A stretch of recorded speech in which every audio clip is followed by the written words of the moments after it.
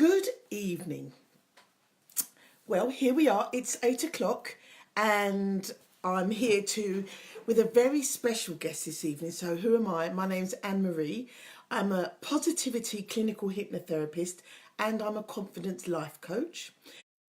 And I work with people to bring out their inner confidence and to enable them to be the very best that they can be. And I can see already this evening we have our guest and she's waiting in the wings. Good evening, Robert. So every week we're here and I like to bring on, good evening, Patrick. I like to bring on a guest that will inspire you, that will elevate you, that will give you somebody to aspire to. And tonight's guest is no different to any other in that. Good evening, Robert. She is absolutely amazing. We've got Jess, Sherry, Manny is watching. Oh, Issa.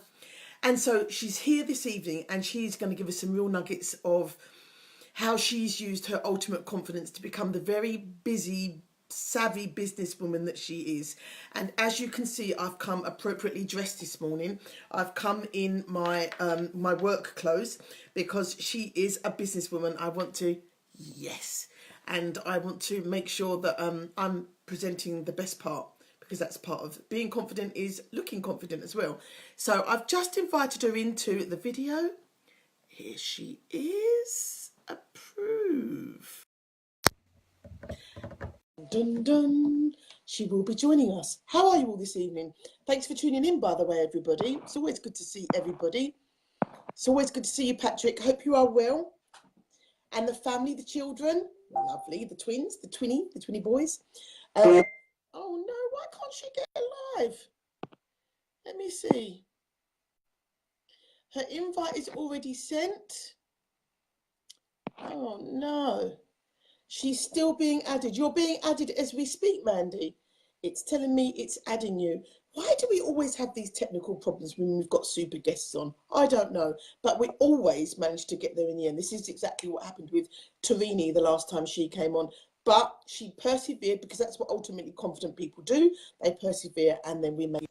So there she is. And just as I said that, as if by magic, abracadabra, here she is. I know, and the fabulous thing is, hang on a sec, you're in Dolby surround sound. I didn't tell you. It's I said that as if by magic. Yeah, I have been able to do it on this new laptop. And the fabulous thing is, hang on a sec, you're in Dolby surround sound. Yeah, I could be able to, but not anymore.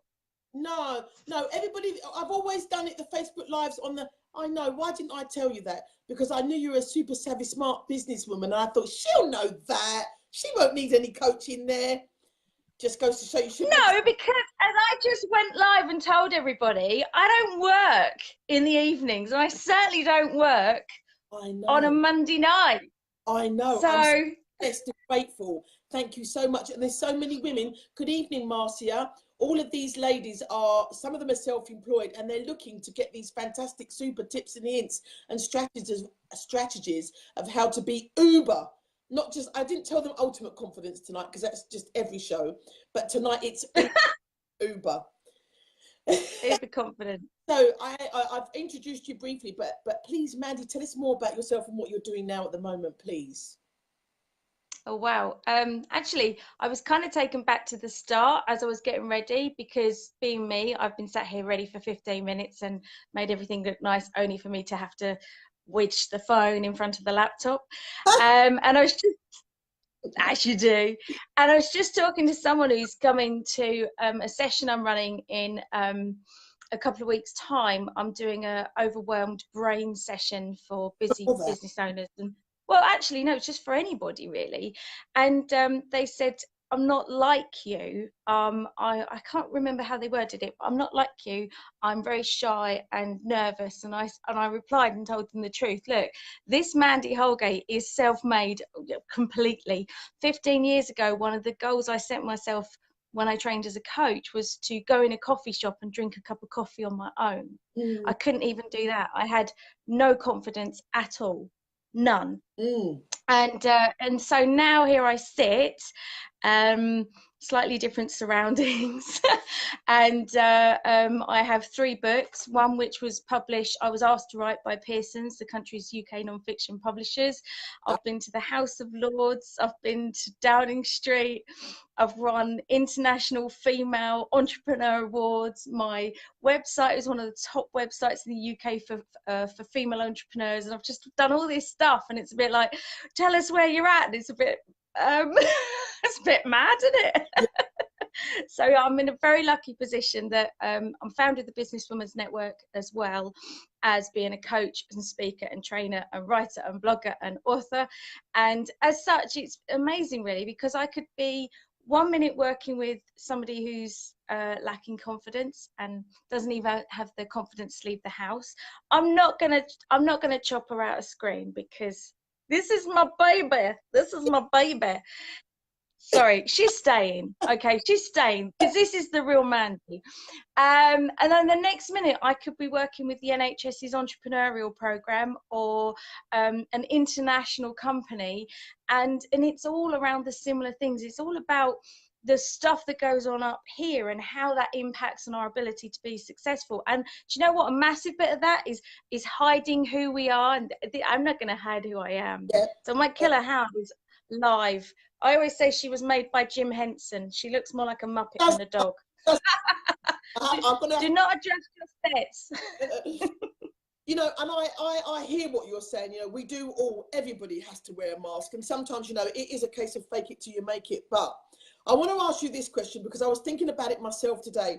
When was the first time that I was ever really challenged, when I had to exhibit ultimate confidence, when I really never felt like it? And for me, I remember when it was. I used to be an event manager years ago, maybe 18 years ago, and I did lots of different events. And I remember one particular time, it was doing an event in Victoria Park. It was the Community 999 event, and walking onto that field, if you've ever been to Victoria Park, 6 o'clock in the morning, and nothing was there, and by 10 o'clock the whole event had to be there.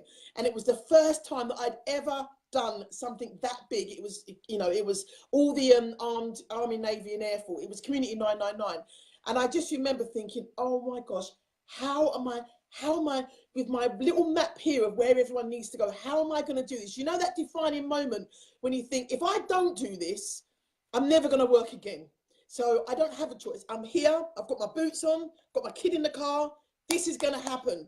Anne-Marie, you've got to step up into whoever you thought you were before this day. This is the person you're going to be now. And we did it. And, you know, and then you get into the cut and thrust, and one person comes on, and, you know, and all of a sudden you're doing it. You don't know how, you're just doing it. And then, you know, 10 o'clock at night came, and the last person was off, and I was like, wow. Now, that's when I knew for myself, wow, you really are somebody. You're somebody, you know. It was almost like an out-of-body experience, looking down at myself. Do you remember a defining moment for yourself when you really knew that you had to challenge yourself beyond challenge and step into ultimate confidence?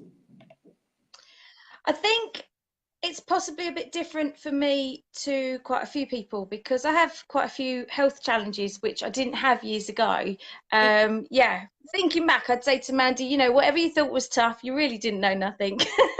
But I have lupus, Raynaud, Sjogren's, fibromyalgia, and some other stuff.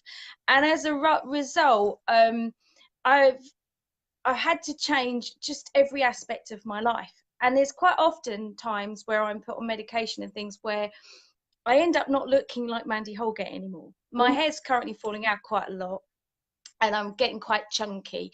And to be honest, I really don't mind that.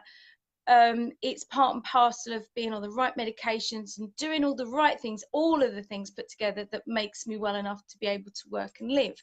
But as such, it does mean that some of the things that make us feel confident, I can't rely on. So I've been through times which I could be about to come back into again, where all my hair's going to fall out and I'll just be poofing it out, making it look like there's hair. And ultimately it comes down to that internal thing that whatever you're doing, whatever's going on in the world, you have the right thing in your head. So I think really for whatever stage I've been at in my life, I've then had to go some and then go some.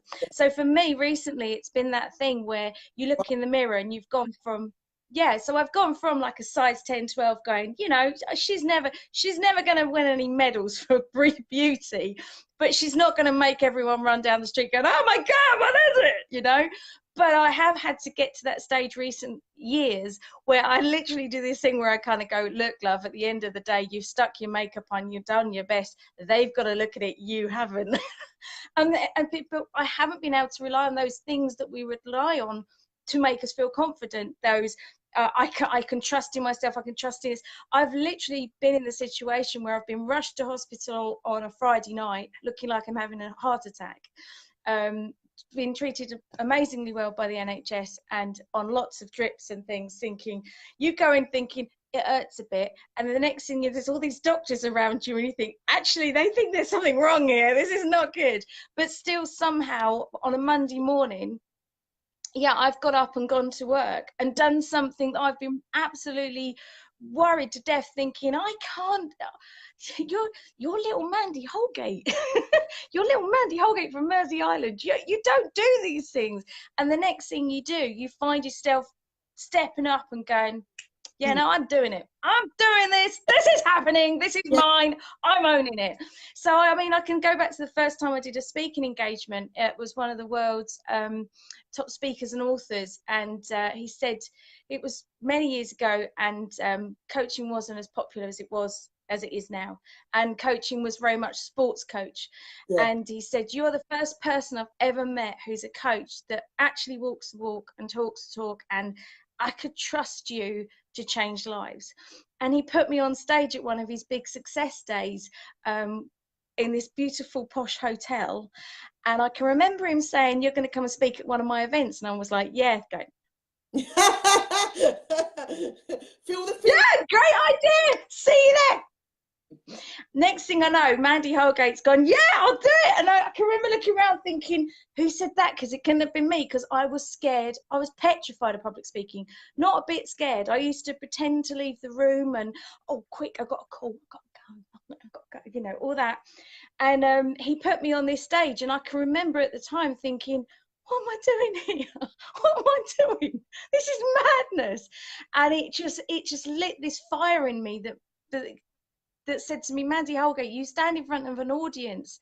I have people that come up to me after speaking engagements and hug me, and I haven't a clue who they are, and they say, and I'm like, oh, it's really nice to meet you, you know, a bit friendly. And they say, you've changed my life. Yeah. You have changed my life. I read your book, and every time you go live, I record it. And I have people that tell me that they can't get out of the car until they've watched my live, or it's Saturday morning, the husband's going to moan, so I've told him to put the Xbox on because I want to watch Mandie. And that's just bizarre, but I think that's that thing that we have to kind of get over ourselves. And I know that's been said so many times, it's probably a cliche, but the cliches are the truth. And you know, we've got to get over ourselves. And if you've got something really valuable that changes someone's life to give, Yeah. you've got to give it.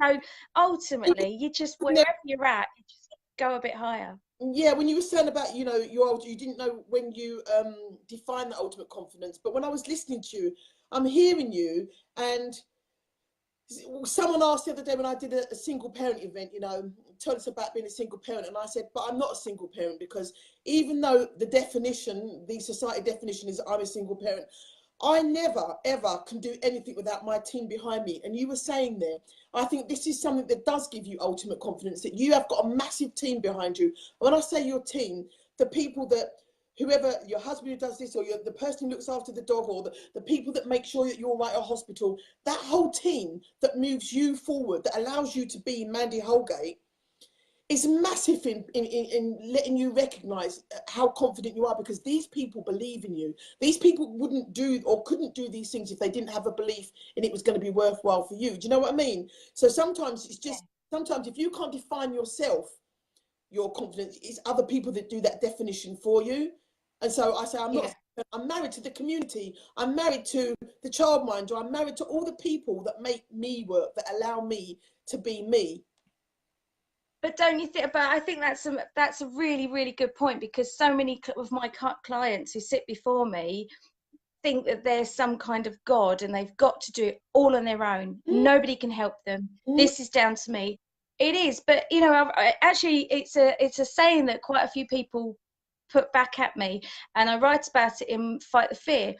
It's that fear of asking for help and talking to other people. I actually finished a chapter in the book Yeah, where I talk about the cross channel swimmer. So yeah, long distance swimmers, even though they swim on their own, completely alone in yeah. oceans or across, you know, the channel, they will not put here you go, they will not put the goose fat, as it traditionally I'm was, on their body. doing that. I especially got my glasses so I could be Office Annie with Office Mandy. I can't Oh, actually. don't. There's a story for you for another day. But even a cross channel swimmer doesn't do it on his own. They will rely on someone else to put their goose fat on their body, Yeah, because otherwise they can't see through their goggles. And I couldn't, when I was writing the book, I couldn't think of one person in society, in any society, anywhere on the planet, that does everything on their own. absolutely. Nobody can do that. But Absolutely. it takes a massive amount of strength to say, And hi, yeah, it takes massive strength to say, actually, I need a help here. This is really hard. yes, I'm struggling. I yes. could do with a hand. And that's why I saw your post earlier about bringing Global Woman to Essex. And the first thing I said Global was, you know, Women's Summit. I know it's a bit of a mouthful. I've got to get my head around that one because there's a similar one. So I have to get okay, well, that right. oh, okay. And the first thing I said was, it'll be really good for us here at the Business Women's Network to know how we can help you.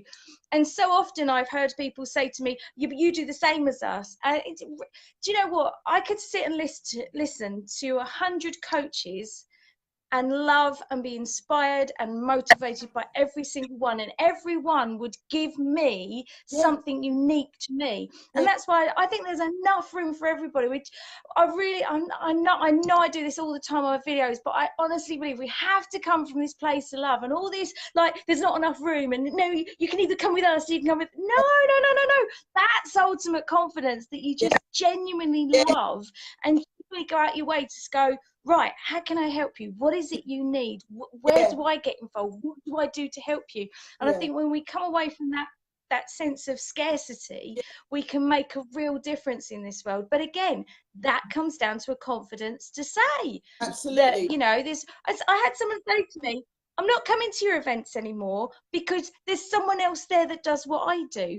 I'm like, my joke has always been, look, love, there's 70 million women, there's 70 million people in the UK alone. I am not coaching them all. I'm not doing it. I'm just not doing it. I'm out. I'm not doing that all. It's too much work. I'll have no time for holidays and dog walks. And I know I hear that because when I first started being a hypnotherapist, I didn't, you know, as soon as you become a hypnotherapist, you realize how many there are, right? And when you've not been one, you've never heard of them, okay? And so when we passed out on the day that I was with a group of 12 people. We studied down in Scotland in where was it, Avonmore, and the day we passed out, so the trainer went around the table and he said, how much is everybody going to charge?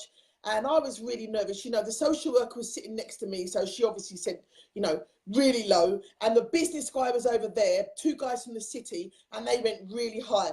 So I thought, no, I'm gonna. And I tried to say the same as him, but it came out a little bit lower. Anyway, a year later, I had a conversation with him, and I said to him, how are you doing? He said, yeah, I'm doing really well. And I said, and you still charging the same price as you? He said, well, no, actually, I had to do a reduction. I said, oh, why is that? He said, because, you know, there was two guys and they opened up down on the block, on the same block. And I thought, I would never do that. And You know why? Because yeah, what I do is absolutely unique.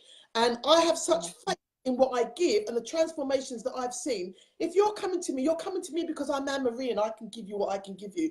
And if you want to go to John, John will give you what he gives you. So I didn't understand that. I just thought, you've devalued yourself, and that's going to be harmful for your career and how you administer what you do, because you bought into the fact that you think you're less valuable because there's three of you. No, what yeah, I give you and you walk away with will totally transform your life forever.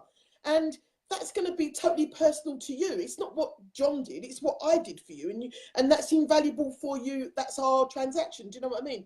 And I just think one of the things I was talking about on my live last night was don't look at your success in comparison to others, because this is what will jeopardize who you are. You have to totally focus on what you're doing and be the best at your craft. And if you just focus on that, then other people fall away anyway, because you shouldn't be looking to compare. You should be looking to be absolutely unique, because you are you and there is only one you, so that no one can ever deliver the way that you deliver. There's only one Mandie, and then there's only one Mandie that will deliver the way that Mandie delivers. Whether you're saying exactly the same as Betty down the road, you're going to deliver it in your inimitable style. And that's what people will connect with. It's who you are and how you're delivering it, not the content, even though the content has to be good, right? But it's the content, it's the delivery, it's how you connect with people. It's the whole package. It's how you put it together. I have to say, when I first trained as a coach, and people started saying you're going to need to network and you need to get in the press and all these things, and I was so petrified of that, and I couldn't even imagine how I'd be able to do it. And I really did feel like a failure, because I just thought, I'm not that kind of person. I have no confidence. How am I going to do this? So it was really important from day one for me that I proved it in my own work. And even now, I like to take on challenges. You know, someone will say that this is failing and we can't make it work, and basically you're a last hope kind of thing. And you know, I love that challenge, but I still get that stupid fear that goes, oh, what if I can't do it this time? It's like, well, you've been doing it for years, love. You've helped people become, you know, very, very wealthy, and not just, you know, financially. Yeah. But you still have that thing where you go, but what if I can't do it this time? And I do remember when I first trained as a speaker, I was very lucky to work with a guy that trains TV presenters. And I said to him, I'm really struggling with this. I just don't think I'm cut out to do it. What am I doing wrong? And he said, no, you're fine. You're fine. You just need some twists and alterations. And he gave me a book. And he said to me, look, you need to do this and you need to do that. And what I learned more than anything is I had to be myself. So I was standing on these stages in front of a PowerPoint and going, and now I'm going to share with you the case study one. This is this person, and we took them from here to here, and blah, blah, blah. And, you know, posh, deep voice. You know, I'm not posh, deep voice. I have got a voice that gets mega excited, and oh my God, this is so amazing. We're going to change your life. Woohoo! And I am that person. And it's when I stopped trying to stand still and really honed in on who's Mandie Holgate, it was then I got the audience. One sec, you carry on telling everybody, because they're listening. I have to open the door for that son of mine, otherwise he'll freeze to death. I would let him, but she's just left me in charge of her show. What should we do? What should we do? Okay, shall I behave and be real? But I suppose that is the thing. I can remember when I went to the House of Lords a few months ago, and I knew everyone would be suited and booted at House of Lords, and I thought, do I go in black and grey, as I know it's going to be a room full of lords and MPs and chairmen and CEOs and this and this? Do I go in the black outfit?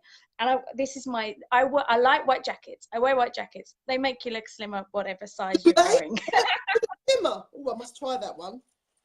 Honestly, my white jackets go from a size 10 to a size 18. And so as I'm putting on weight, people don't seem to notice that, or they're just really polite. Just put the next size up. Could be they're just really polite.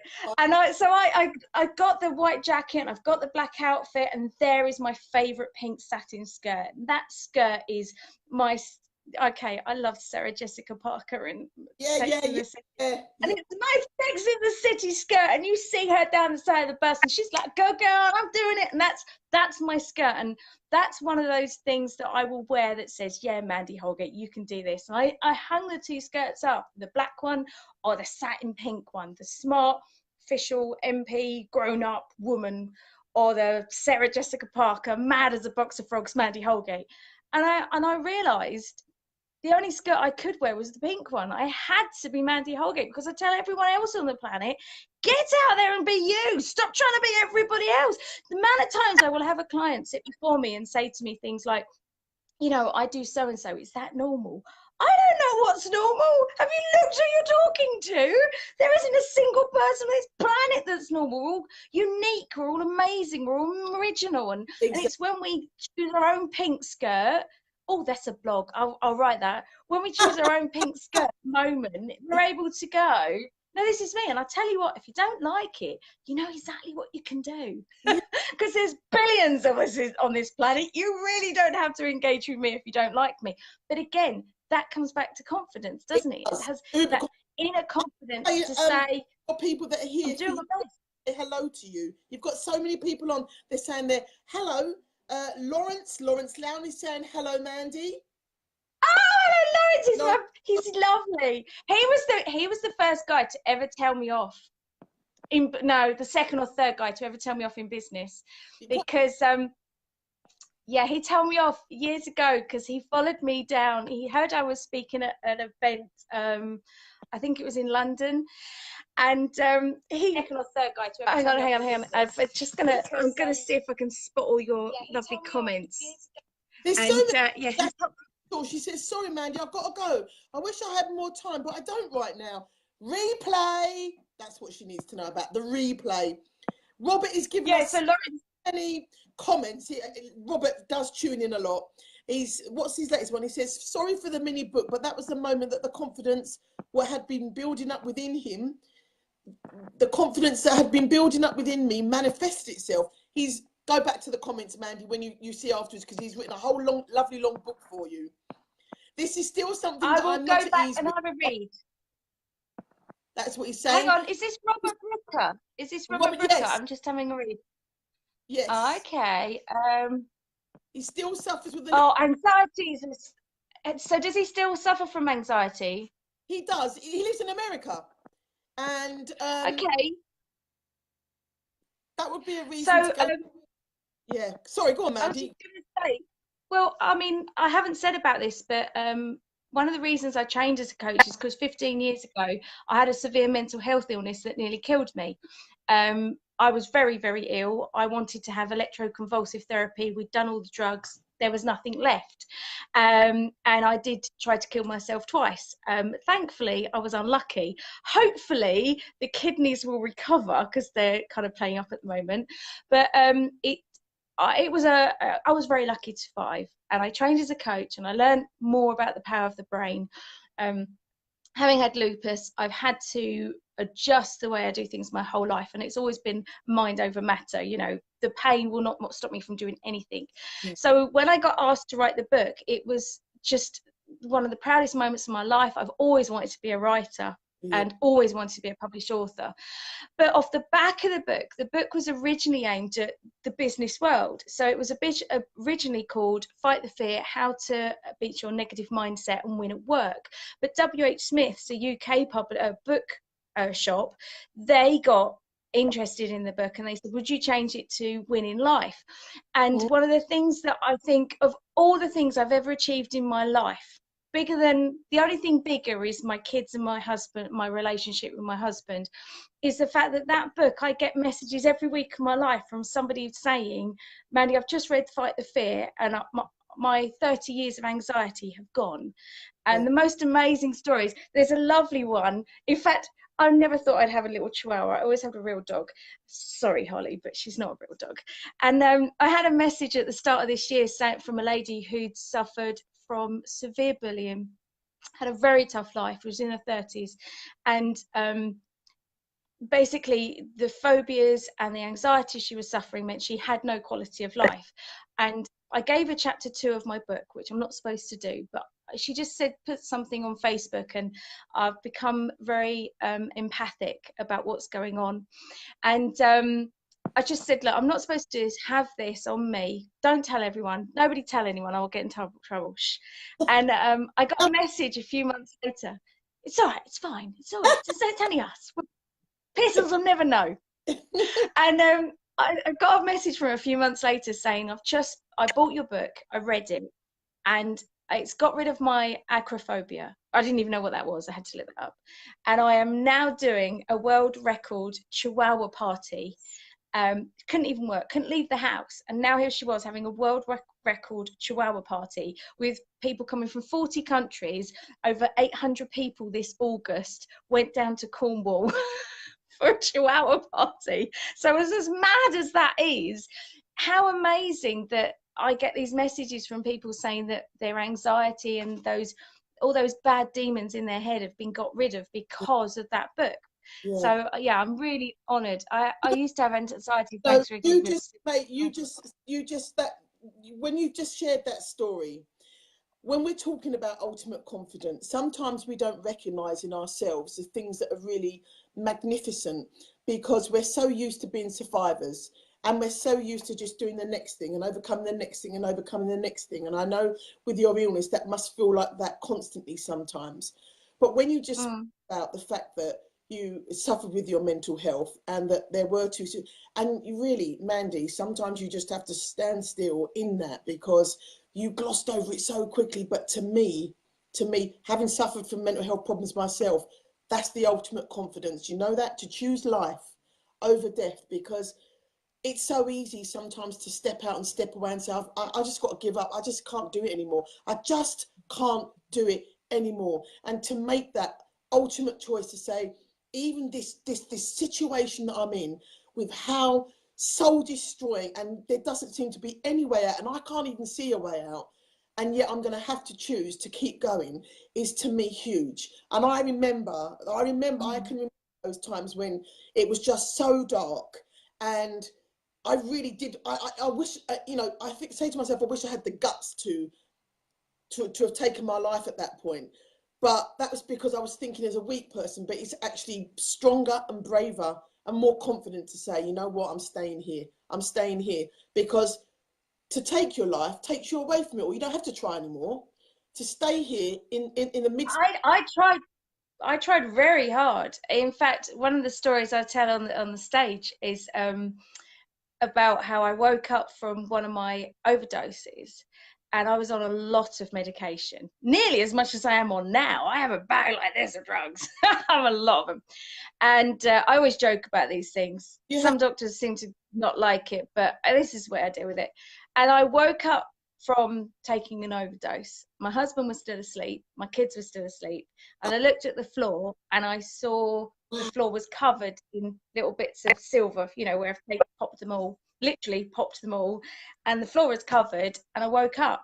And my first thought wasn't I was brave, I was strong. My first thought was, where's that number? And I opened up the one of the packs and got out the, you know, that long list.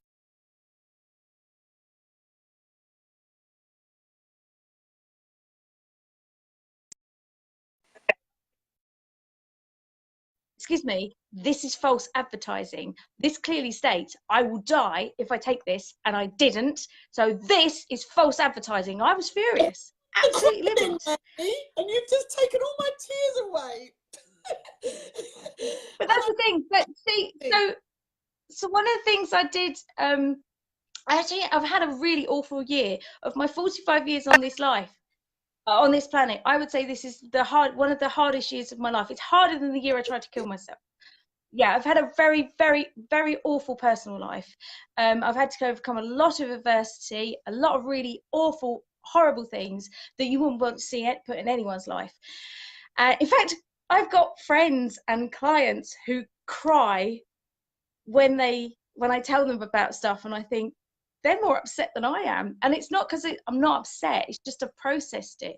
But in May, June time, I could feel that I had to start depression. And wasn't just upset, I was petrified. And I'm speaking as someone that works with fear. I was petrified because I knew I could kill myself, and I tried twice before, and I knew how to be incredibly suicidal, and I was really, really frightened.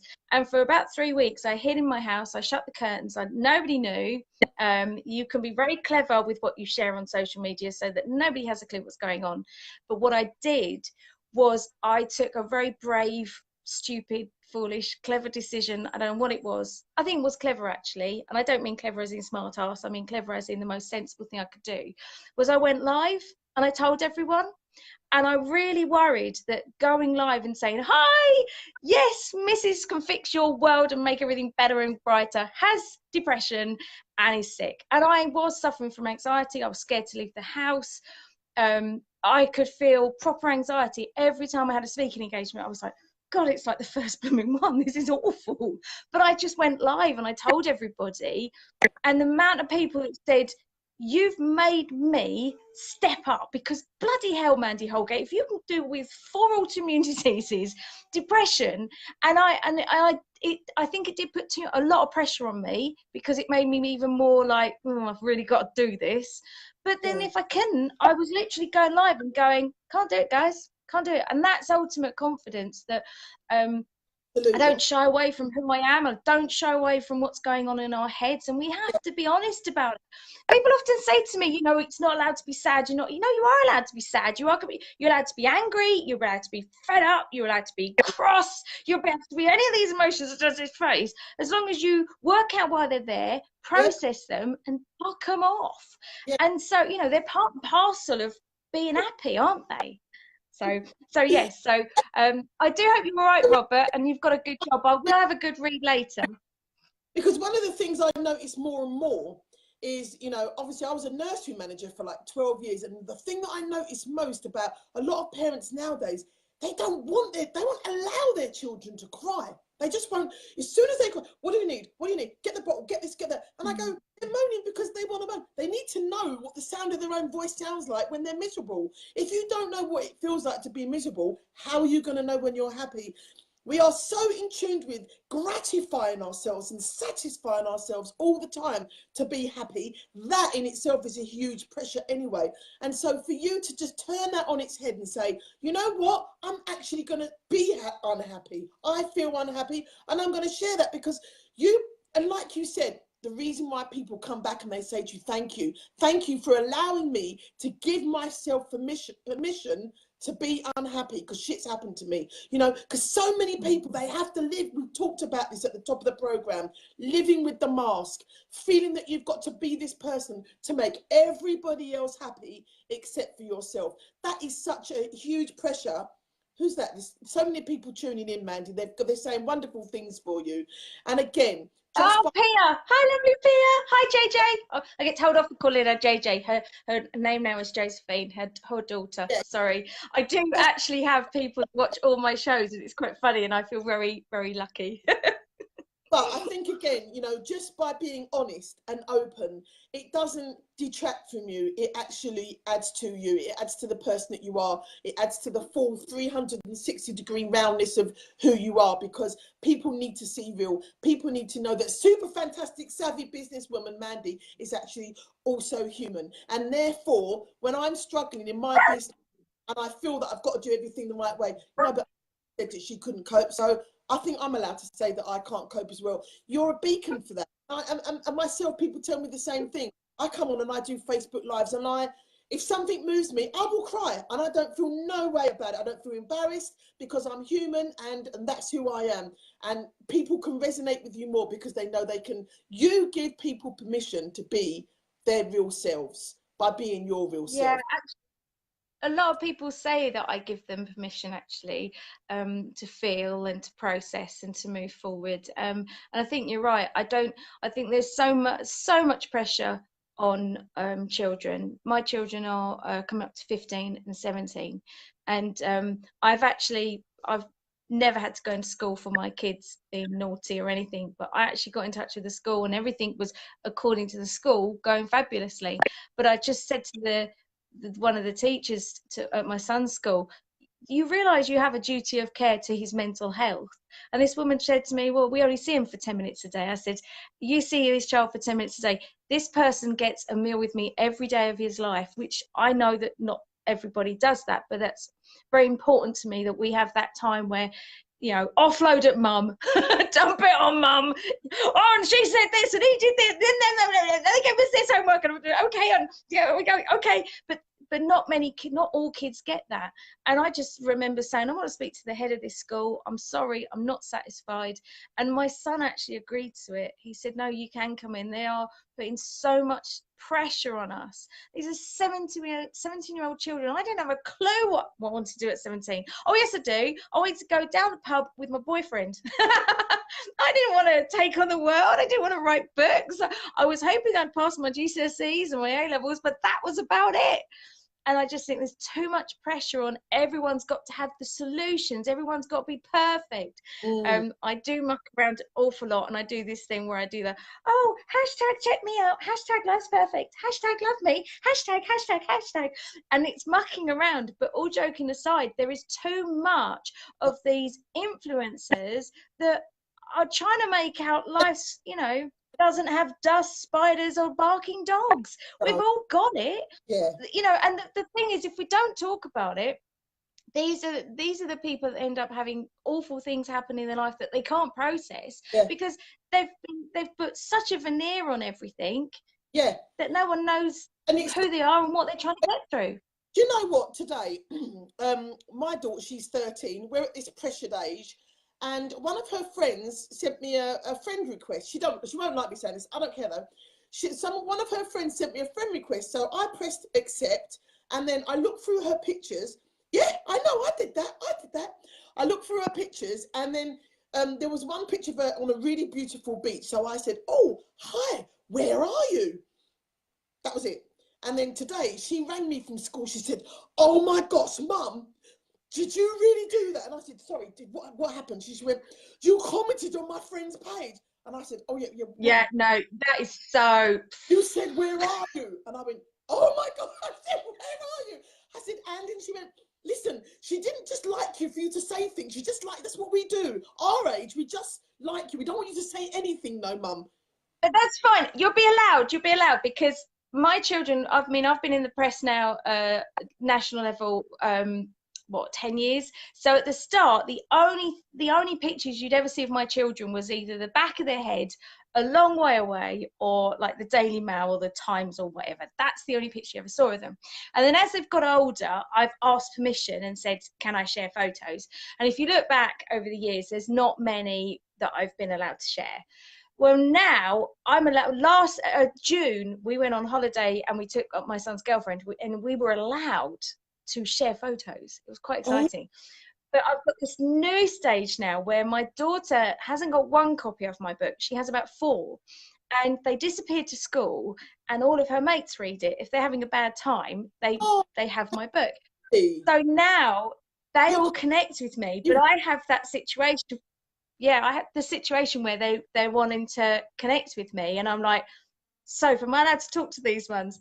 And yet sometimes they now know, they come around the house and they know what I'm like. I'm just as crazy if you rocked up to a BWN event, or if I'm standing on a stage, or if I'm working one-to-one. I'm exactly the same person. And I said to my daughter, am I all right? I commented on your picture, your friend's post, and she went, oh yeah, you're allowed to, Mum. The other mums aren't, but you're allowed to, because you're crazy and they all know you're crazy. jealous. I didn't know if it was good or not. No, listen, you're here, you're vivacious, you're enigmatic, you're so alive with yourself, right? Just think back to your 24-year-old self. What advice? Oh, she was scary.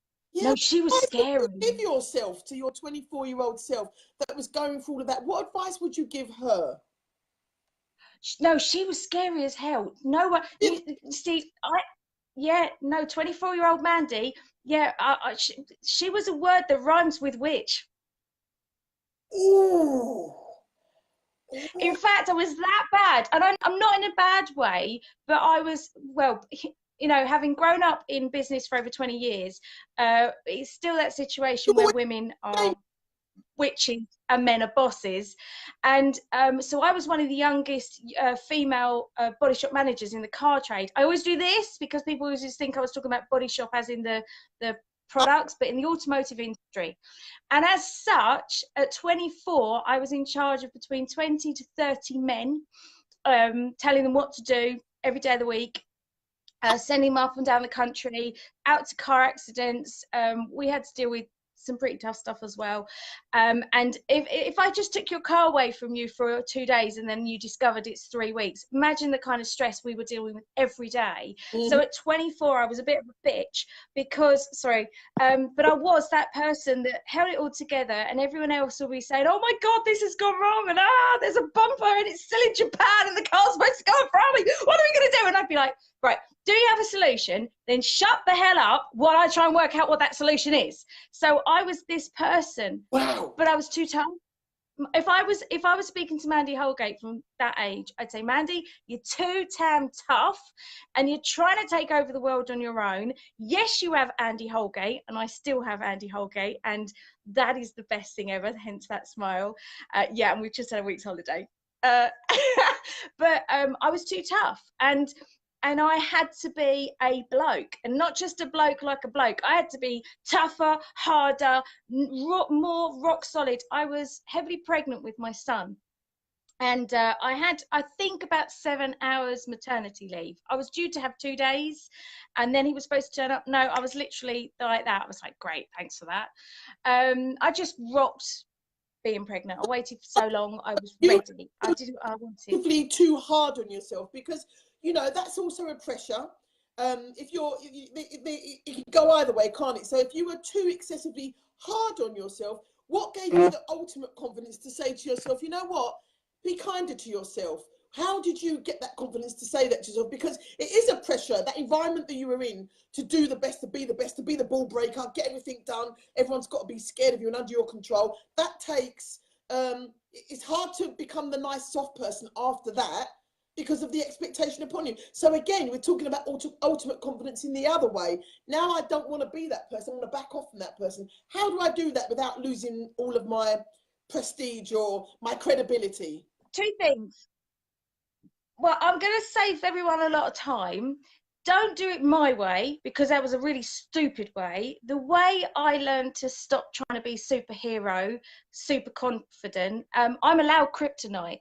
Everyone's allowed kryptonite. I'm a superhero, as my clients have described me as Superwoman on many occasions, and I actually have socks and all sorts that people have sent me with superhero stuff on, which is so cute. But I'm allowed to have kryptonite. But back then, don't do it the way I did it, folks. Please don't do it this way. I had to nearly die before I stopped trying to be. Yeah, please don't do this. All you need to do is two things. All you need to do, it's so easy. It's not, and this is why I spend my life doing it for a living. Two things. Firstly, you need to get over that fear of what everyone else is thinking. Because the biggest fear on this planet is what do they think of me? If I say no to that, what will they think of me? So that was one of the fears that really screwed me over, because I had to be super mum. I had to be there for the mums and the sisters and the aunts and the uncles and the friends and the friends' friends and the husband's friends and blah, blah, blah. Oh my God. So that's the first thing. And the second thing, I mean, I do a whole speaking engagement on this, and you can see it's what really lights me up. But you have to learn this really big thing, okay? It's massive. It's 2 letters. No. That's it. That's all you got to learn. You got to learn to say no. And we're so scared of what people will think, so we don't say no. And so, yeah, don't do the way I did it. Don't try and kill yourself, just to learn the hard way to be a bit nicer to yourself. That's why I have no issue with you seeing me sat in my front room, or not seeing me. Help! That was... And just like that, she disappeared. She'll be back. Mandie's given us a lot to think about this evening. She is super confident, as you can see, and she deals with a lot of health issues that are really quite debilitating, but she doesn't let that get over her, because, we all have these. Here she is. She's back again. She fell off. She fell over. She fell over. Now, I've just pressed her. She's going to come back in a minute. Oh, let me have a look at this. Approve, do that, and she's going to come back. But she is really phenomenal. I hate that word, phenomenal. Literally fell over. You just got me too excited. Fabulous. What are you doing to me? She fell over. I sung the song already. She fell over. Anyway. And you were still speaking while you were falling. You see, that's a true trooper. But what I was saying to everybody was that you don't look at anything as an adversity, and I don't even like to use the word adversity, because it almost it stops you in your tracks, doesn't it? Everything is just a challenge, and because challenges are made to be overcome. And I think that your journey has been so the next thing and the next thing and the next thing and the next thing. I would say to you, I resonate with that, because sometimes. One thing I did start to do is, I put a sheet on the wall every month, And everything that I overcame and overcame and overcame and overcame, I just write it down. Wow, that list. Can you imagine your lists, Mandie? By the end of the month, I you're kind of yeah, I enough yeah. months, I have days in a month to be able to do that. I So have looked at it sometimes, but you have to it's one of those things. But stand see, it still. works. It's what works for the individual. So when you're coaching somebody, I know that working with one kind of person, they'll very much resonate with that. For me, I don't like looking back, even the good stuff. I'm always looking forward. And I've got a couple of things that I live by. And one of the things I live by is I'm only as good as my next client and my next speaking engagement. So I don't ever want to get complacent. I don't want to ever get big headed. I don't ever want to think that I can overcome anything, because, and that's why if I'm always doing that, I do occasionally have a look back, especially if I've been on holiday. When I go on holiday, phone's off, that's it. I disappear off the planet for anywhere between, I don't know, 4 or 5 days to 28 days. And I come back from holiday, and one of the things I will do is I put a piece of paper in on the desk next to me, and everything that's come through as a new opportunity that I haven't created, I haven't deliberately manifested it, I haven't phoned anyone, it's just rocked up into my life. I write all that down, because I've learned that Mandie Holgate has to sit on her bottom sometimes and do nothing. She has to read, and she has to sit and look at the garden, and as much Yeah, as she wants to take over the world 24/7 as she did in the old days, yeah, it's not good for me. And so I write that list, and I've learned to trust that the things that I'm supposed to be doing, the people that I'm supposed to be helping, it will happen, and I will yeah. get to do it. And it's so when I get messages from someone in America or Scandinavian countries or somewhere in America, South America, I've never heard of, saying I've just bought your book. And the best one was a guy in South America saying no, South Africa, who said there's a little bookshop in my town called the Little Red Bookstore, and I found your book in there. And Wow. he told me about a person. Oh, it's all over the world. It's all over the world. I haven't heard a story from China. I've got stories from people in Ukraine, Russia, Turkey, all over the shop, but I haven't got a story from China. So if you know of anyone that's got a story about Fight the Fear in China, I'll have it. But yeah, this guy sent me this story saying, I've just read your book and this is what it's done for me. So I'm only ever going to be as good as the next message like that. I'm never, that's lovely and that's brilliant and that's all stored up as things to keep me going. But to be honest, you know, when your demons hit, demons are pretty evil little sods, and they'll find a whole way of getting to just you that won't work on anyone else.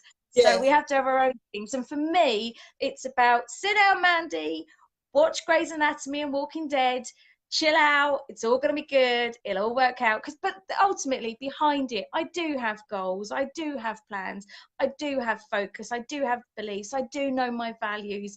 The amount of people that reach out to one of my book and do the values exercise that I lay out, and I warn people that this one exercise is absolutely life-changing.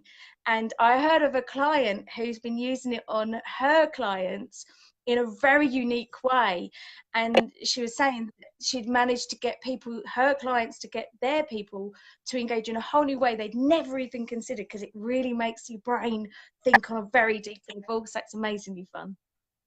So where can we get this fabulous Fight the Fear and the all the other books that you have in? I know that you have them at the events, the oh gosh, please help me out here, Mandie, the Essex networking events, the Essex Women's networking events. Did I get it The right? Business Women's Network. So physically we're in Essex, Suffolk and Norfolk, Yeah, I and know. then online, Huge. You are well, huge. online we're not huge, but I'd say we're exceptional quality. But we do have people with our insiders, the confidential networking and online version of BWN, that are Mhm. literally around the world. Again, it's quite it's specialized, it's unique. We don't overly promote it. They are people that want to work together, support each other, and genuinely make a difference. But Yes. yeah, what I'll do is when I finish, my phone's about to die, I'm afraid. So what I'll do is when I finish here, I'll add some links to the courses and my books, so you can all have a read. And do keep in touch. I'm really happy to do little videos anytime for anybody I can. And come and see me. I'm speaking with Mandie at her event on the 7th of November. And Yep. that is all charging your worth. And we've touched a little bit on that this evening about knowing that core value that you have in yourself that enables you to be the very best that you can. That gives you the confidence to say, this is my value, this is my worth, and being able to stand there and not fill the gap. People either step forward or they step away and you stay where you are. So that's what I'm going to be talking about. So I'm really excited about that. Mandie's going to put all her details down below. And also, what was the other event? There was another event that I saw, the one that I've put on my page, which looks really good. Did you see the post that I put today of the event that you're doing? I'm not quite sure it is. I just caught the end of it and I just posted it as we went live. I'm doing so many. Businesses next year. I don't know. But it's got all the details on it. It's on my page anyway, so people can come. Oh, cool. The other one you don't want to miss is I've got Gordon Treadgold flying into the UK to speak at my event on the 16th of this month in Essex, and I'm so excited. Gordon? He's a coach, he's an author, a blogger. He does a lot of things like me, but oh my God, yeah, he'll be naughty. He'll be really badly behaved because he's a Yorkshireman, and I won't hold that against him. I don't know if that's Yorkshire accent. Sorry for anyone that is Yorkshire. Oh my goodness, I've got a Russian client and I did a Russian accent with them. And afterwards my husband said, please tell me you didn't. And I went, yeah, I did. Yeah. But apparently accents help people process it, even my really bad ones. Who knew? I'm listening, the Russian accent. So tell us about where we can find you and where we can look you up in your Russian accent, please. You see, the Russian accent only comes out when I'm being naughty or telling my clients they are hiding. Please do not hide. I shall find you. You see, this is what I do. I find you. See, it gets really weird, my accent. I can always try Mandie accent. It doesn't come out very often. What I'll do is I'll post here a couple of links. I have got some books and courses and they're whole grand £30. I've got lots of ways people work with me. I'm really lucky that I've got clients that obviously are corporate, and because I'm working with those people, it means that I can offer some really, really, really stupidly priced things so I can be there for everybody that wants some help. My ambition, I have a new goal. I always have a goal, and my goal at the moment is to help 1 million people this time next year. I've helped a good few 100,000. I've probably helped people make millions of pounds, but I don't really go according to that kind of profit margin thing. I'm far more into how many people. So yes, I wish to take over the world. No. You sound like a Bond baddie. Yeah, definitely. I always like to play the baddie with my clients. When they're giving me all the politician answers, where you ask them one question and you get 72 answers, you go, no, seriously, this is a question I asked. That's what I want you to answer. And it's when they realise that's the real underlying issue, then you go, aha, you see, I have found out who you really are. Now you cannot escape. Right. Mandie, I've got so many people, they've just come on. I'm just going to go through a few of these comments. So Tony, good evening, Tony. Tony's just come on and she's saying, who is this lady? Who is this? She sounds like a Scouser to me. Yeah, I'm from... yeah, accent. no, yeah. Sorry about the accent. Are you born and bred? Born and bred, Earth. Allegedly, we never seen any proof. Is that an Essex accent, born and bred? No. I was born in Suffolk. My family are from London. My husband is from Lancashire. In fact, my family, my son is born in Cambridgeshire. My daughter is born in Essex. My husband Lancashire, and me Suffolk. So no, I'm definitely from planet somewhere. All the colours of Benetton in Mandie's household. Donald Brown, good evening, Donald Brown. There's so many people. I borrow that hair. Sorry about that. Robert's having conversations with lots of different people, I think, at the same time. Yes, Tony, go back and do the replay. My hair is still here, but because I knew Super Sav and Mandie was coming on, I wanted to look a bit more professional, so I put my hair up. It is still here, but thank you for caring. So many, lots of pretty ladies. We like that, Mandie, pretty ladies. Have we gone red yet? Lean forward. Did we go red? Oh, we did go red. We went red. Yeah. Beautiful. Very, yeah. Very, yeah. Very Go you. crazy. Very, Try very, everything. Why not? Why not? Caroline says hello. Caroline Tewett. That's Caroline we met at the last time when I was at your event. Yeah, lovely lady. Yeah, I enjoyed that. Robert, you need to write your own book and produce it and print it, darling, because you love writing. Dan, Tell him to join. Robert, join. I'll connect you with Nicole, who's got a writing tribe, and she's a member of my Insiders. I'll introduce you because it's a really nice group of people that just want to write. So I'll introduce you. Yes. Alfie is watching. Yes, I'd love to be a speaker, Tony. Where is it? I'll be there. Someone's just asked me to do Dubai, but they didn't really like my prices. Right.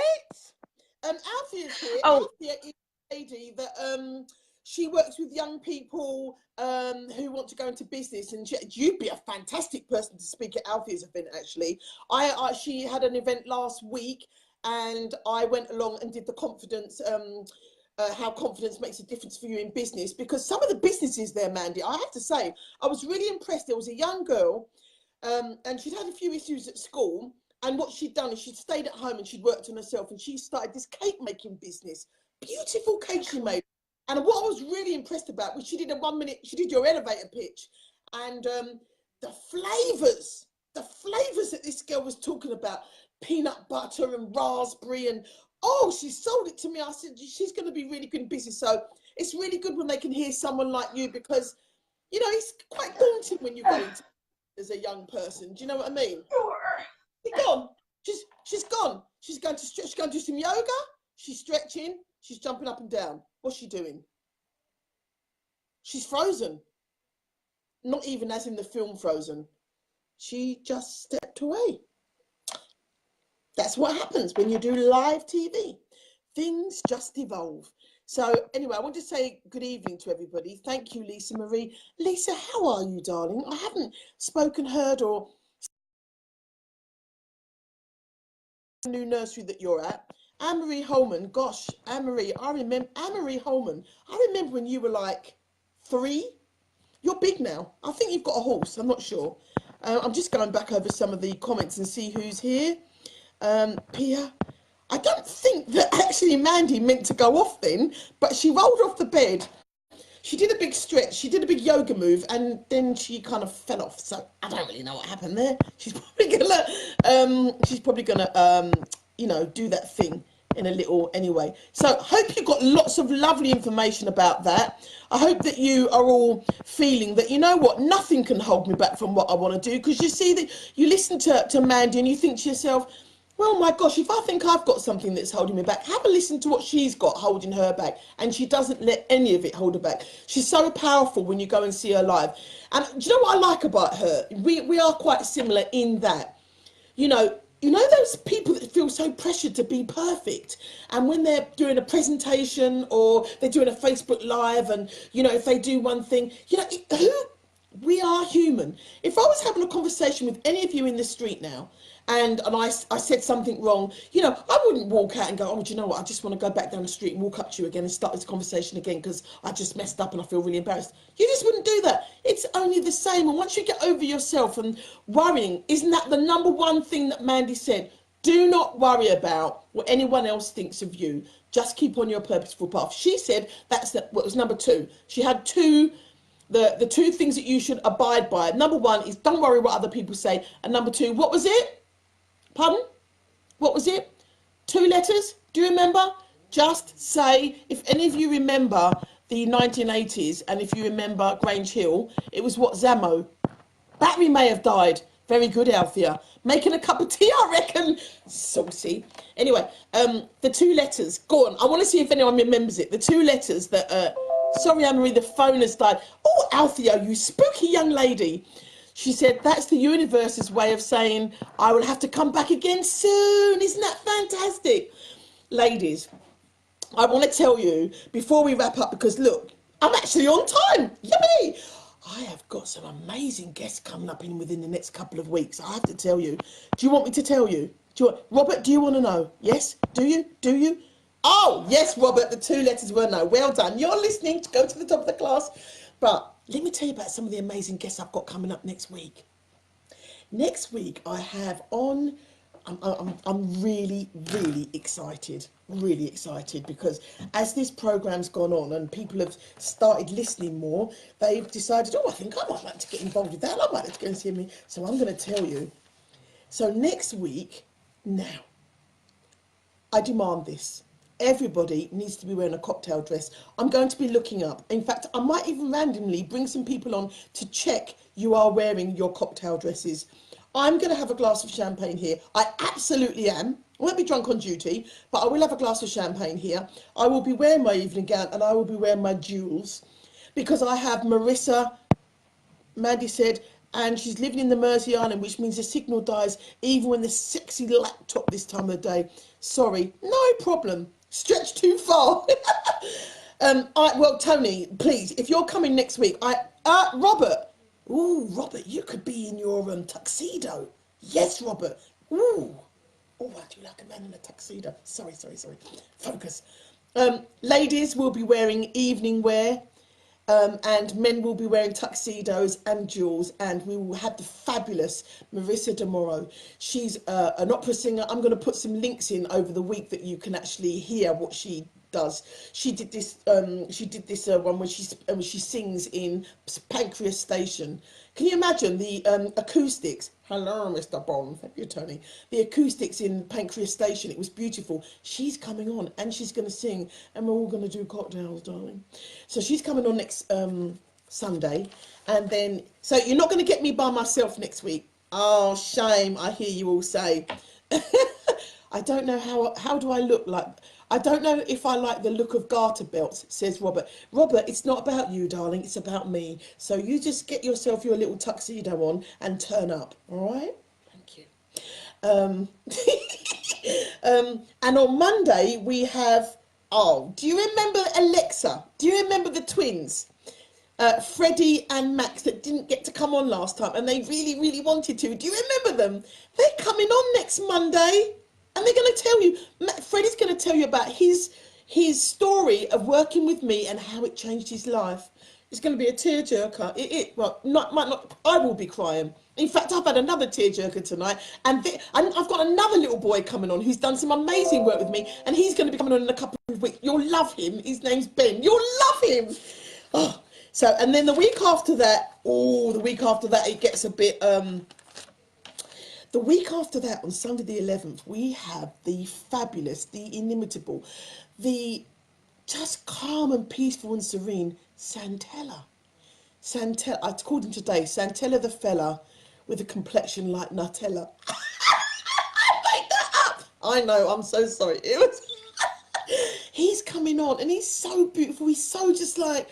chill. He's just a proper chill man, and he does some really beautiful flowetry. Do you know what flowetry is? It's where people speak, but they speak in poem. Flowetry. He's coming on to do some of that. He's a lovely guy. He's really a lovely guy. He's coming on Sunday, and then dun dun dun on Monday the 12th of November we got the Mr. Big Stuff. Who do you think you are, Mr. Big Stuff? We've got Mr. Adam Stock coming on. I know. Him of the big business events. Him of the big Cars Limited. Him of the interviewed Lloyd Mayweather and Al Pacino. Him, Mr. Adam Stock of the got me a ticket to see Robert De Niro. He's coming on my show. In fact... Ooh, I don't know if he's coming on my show. I think I'm going to his house and we're going to do a live interview. How cool is that? How cool is that? Yeah, you can tell me. And then the week after that, I've got 2 guys on. Did you notice that? 2 guys in a row. I'm sorting you out, girls. And then November the 18th, I'm empty. I'm absolutely empty. But I will fill that. Any suggestions? Anybody would you like to see here? I could do it for you because I love you all. I could do it for you. Just put your suggestions down there and we'll see what we can do. Oh, I know. On November the November the 17th, that's when Ben's coming on. Ben's going to come and share his story with you. Ben is being made into a book and Ben is being made into a mini film. He's going to become a superstar. And I'm going to do a live launch of the book that I'm creating as we speak for the children, because I work with amazing children and they achieve amazing things. So I've decided to make not only a series of cartoons which tells you their story. How cute is that? Yeah, I'm going to do that first, and then the stills from the cartoon then become a book. And after Christmas, I think in February next year, we're going to do the book launch, and all the children are going to come to the book launch, and they're going to be superstars. And I said to Ben this evening, "You ready to sign all autographs for your book?" And he's like, "Yeah, I'm ready." Come on, isn't that just too cute? It's just too cute. I know, lots of heart. So lots of really exciting, interesting things. Let's go to the cinema, Tony said. Let's go. You asking me out on a date, Tony? You asking me out in front of everybody on a date? Please, just hold back. So please do tune in over the next couple of weeks because we've got some amazing... I noticed you were all a bit quiet tonight with Mandie. I know she's a super powerhouse. Why didn't you ask those questions, those super powerhouse questions? Why were you not asking, how do I make my first million? I thought you'd be a little bit more chatty this evening. But you all kind of like been a little bit humble, apart from Robert, because Robert's got bigger cojones. Yes, on your free evening. Oh, bless her. I don't know, I'm shy. Oh, my gosh. Robert with the big cojones, thank you very much for adding all the content that you added this evening. You've written a mini book. There's lots of nuggets that people can take away if they go back in and do the replay. So, because you are always very, very... He says, I'm in very good humour today. I say, Mr. Bond, you're in very good humour today. He is indeed. I've had a lovely time with everybody and I'm only 10 minutes over my time. I'm very proud. You are most welcome with you. Robert, one of these days, where do you live, Robert? Robert lives in America. Whereabouts do you live in America, Robert? We think we might like to come and see you. I'm going out with Tony in March to LA. Oh, I can't wait. Urgh. So we're going out to LA. You know what, Tony? Listen, let me share this with you, people. Tony, right? Am I allowed to tell them, Tony? Can I? They don't actually know who you are. Tony has got this massive big dream to go and be a Toronto, Canada. Ooh, a bit chilly. Tony's got this massive dream to go and dance next to Tony Robbins on the stage. Woo! You know, Tony Robbins, feel the fear. Yeah, you know him, right? Yes, she said, right? And you know what? I was kind of vibing off of her, like, excitement about doing that. And I know I am 37. And, but I'm kind of thinking that I might want to do that as well, you know. I'm kind of thinking that I might practice some Fortnite moves on the stage next to Tony Robbins. What are you saying? Because I'm going to say that is certainly doable. That is certainly doable. Sorry, not double. Doable. I'm thinking when I meet Robert De Niro on the 27th, this is what my friend Alexa told me to do. She's dared me, and I've taken up the dare. I'm just going to go and when I go to him, I'm going to get my card and I'm going to say, oh, because I'm going to do some research first, right? And I'm going to find out what his fear or phobia is, because there's no person in the world that doesn't have a fear or a phobia. Apart from me, obviously, because I hypnotise myself. But even I have gotten, but I'm not telling you. But, so when I see Robert De Niro, I'm going to get my card. I'm going to say to him, Robert, I heard about your blah, blah, blah. And if I don't mean, I've heard he has very soft hands. You are funny, Robert. You are funny. I've heard he's got very soft hands. No comment. I'll tell you later. I'll tell you... after the 27th, I will. There you go, that'll be my update. Did Robert De Niro really have soft hands? And I'm going to say to Robert De Niro, look, Rob, okay, Rob, I'm not kidding, okay. I'm going to say, Bob, I'm actually coming out to LA in March. Maybe I could help you with some of those fears and phobias that you have. That I can do a little bit of research into. What do you think? My friend told me to do that. I think I might do it. And at the same time, I'm going to say to him, and as well, Bob from Bob said, you've got very soft hands. Can I just check? We've got something going on already, haven't we? What's my lovely Tony saying? She says, I'll do a live from the top of the rock on the Monday if I don't pull it off.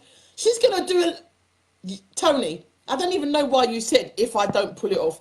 Tony, if there's anybody that's going to pull off standing next to Tony Robbins doing your fortnight dance, yeah, if anybody can do that, girlfriend, it's you. Because you are super, super confident. She is ultimate confidence. There she is. All of you. Lovely people. Who can I see up there? Let's have a look. Can you just give me your names, please? Because some of these pictures are very, very, very, very small. Robert's there looking gorgeous. Trick or treat. We don't know about that. Tony's there looking scrummy and lovely with all the family. Who's that person in the third circle? Tony Bracish, I ain't packing no bikini. Tony, I don't know if it's a good idea to do that dancing next to Tony Robbins topless, though. I think you might need to have a bikini for this one. You don't want to get arrested straight away, love. Yeah? Try for the first time with your bikini top on. Okay, I can relate to that, Althea. I like to film the action too. Ooh. Ooh. Oh, it's Althea! You know, I didn't recognise you, Althea. You're just looking so svelte and slinky. Look at us, we are ready, aren't we, Althea? No, she says. Tony says no, she's not wearing. She's determined not to wear a bikini top. She's going to dance on the stage. She's going to do her fortnight dance totally top half naked. I don't even know where that's coming from. I just don't know. I'm just saying no comment to that one. Who's in the... No, Althea, they're crazy here tonight. I think they were being so reserved while Mandie was on, trying to pretend that we're all posh, and now they're just breaking out and just fuffle. Who's in the third circle? Somebody's being very quiet, but we know you're here. Third circle along. There's a picture of you all by yourself, and you're not coming forward. Who is it? Understand this. Tony's still adamant that she's going to be dancing topless next to Tony Robbins on the stage. If only you knew. Do you know what? I think this is a conversation we need to take somewhere else, Robert. Okay? Mandie's back on. Mandie wanted me to tell you all that she absolutely really enjoyed speaking with you all this evening. She enjoyed inspiring you, and she's going to come back another time because she really enjoyed. I just told them, Mandie, that they were being very quiet because usually, look, they're all chatting now, but they were being very quiet with you. I think they were a bit intimidated by the fact that you are so super uber, super sassy executive. Tony says, I say, if I don't get onto the stage with the man mountain himself, then I fail. We never fail. We never fail. It's just a prelude to the time that we succeed. There's no such thing as failure, is there? It's just the prelude to the one where we succeed. I believe Tony can make it happen. There you go, Tony. Robert's backing you all the way. And then she says, and then I'll do a live in a bikini from the top of the rock on the Monday. Ooh, now you're throwing down the challenge there, Tony. You put that live on air. Everybody saw that. We're all going to be watching you and seeing whether you do that live. Please, can you tag me in it so that I can broadcast it to everybody else? And that, my lovely, beautiful, wonderful people, as you know, ultimate confidence is what I do best. If any of you feel that you need some extra support with that, you know where to find me, essex-hypnotherapist.com. Do have a look at my website and see what I might be able to empower you with. Also, I have a speaker site. Did you know that? Did you know I do some public speaking? I do. And my public speaking site is all one word, annemariewickham.com, and you can see where I'm speaking next. You can actually go and see me speak at Mandie's event on the 7th of November. And then I'm also on the 15th of November at another Essex Women's Networking event. And then I'm speaking at quite a few places this month. Check them out. Go and have a look at the page. I'll put my details down below. Thank you all, lovely, beautiful people, for being here this evening. You always make it pleasurable. Even if I've had a down day, when I come on and I speak to you, you always make me smile. So thank you, thank you, thank you. God bless you all. Have a wonderful rest of the week. I'll see you back here on Sunday, okay? Would you like me to send you a little reminder? Yes? Okay, will do. God bless. See you soon.